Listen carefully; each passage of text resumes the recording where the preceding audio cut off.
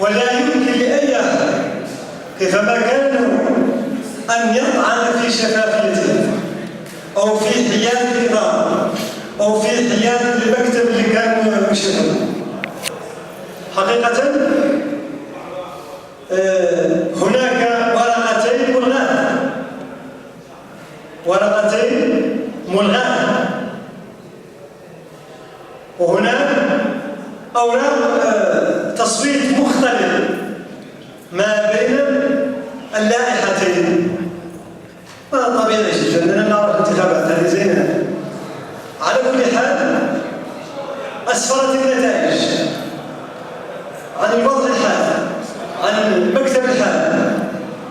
هناك حالة فقط 3 أشخاص جابوا نفس الأصوات. كان الأكبر سنا هو اللي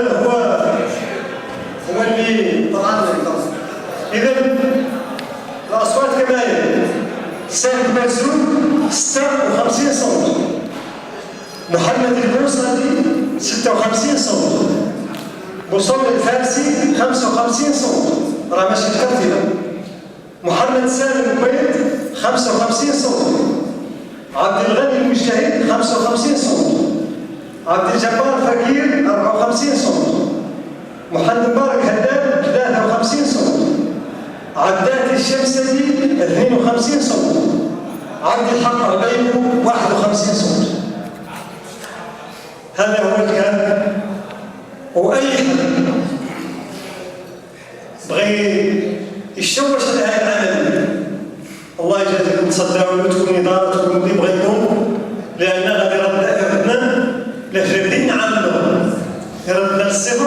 إذا هذا المشهود كامل يمشي هباء ما نسمحوش لروسنا ولا لأي واحد كيف ما كان نوعه يردنا له. الخطاب واضح، جزاكم الله خير. يبقى المكتب الوقت اللي يعيطوا له باش ينتخب اللي بغاو نعطيه فلوسهم،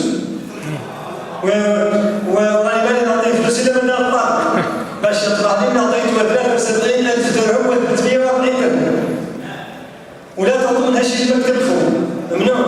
هذا دروك شراكه مع